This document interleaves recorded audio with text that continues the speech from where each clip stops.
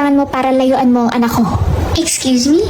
Hindi po ako ganong klaseng babae. Sige, 500,000. Tingin niyo madadaan ako sa pera? Mahal ko ang anak niyo. Matatag po yung pagmamahalan na... 1,000,000.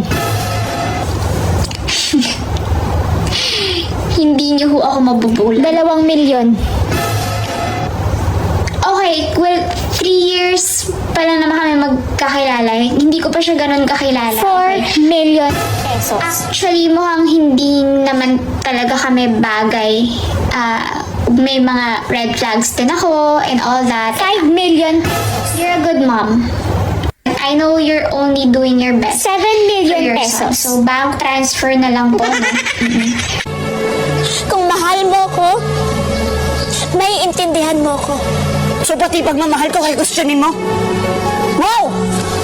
Ang bihira! Mabuti ba tapusin na lang natin to?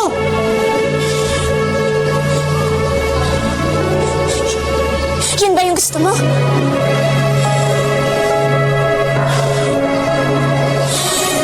Sige!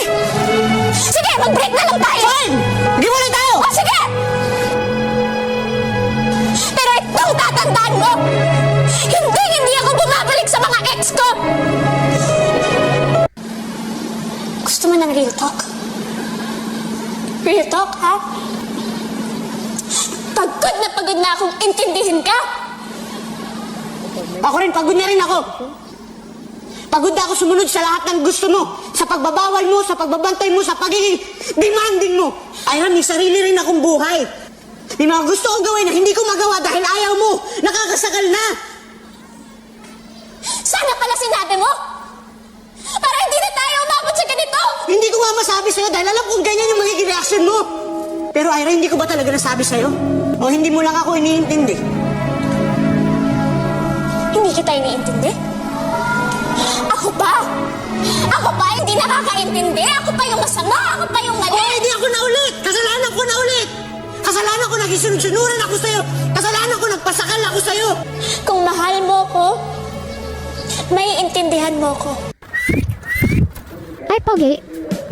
Anong kailangan mo? Magkano sa oras? Nakaka-insulto ka, ha? Anong tingin mo sa akin? Lalaking bayaran? Hindi! Sumasama ako na walang bayad.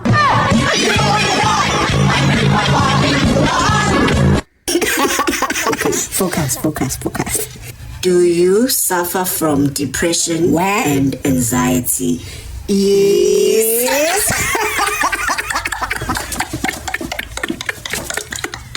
Sabi mo daw, kapag kalendar ang ginagamit, hindi ako mabubuntis.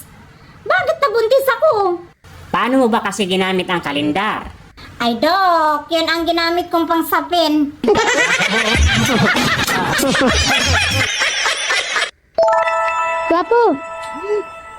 Guwapo. Ano Tagalog ng promise me? Sinungaling ka. Hindi ako bako. Ate, what? Huwag ka na magdamot.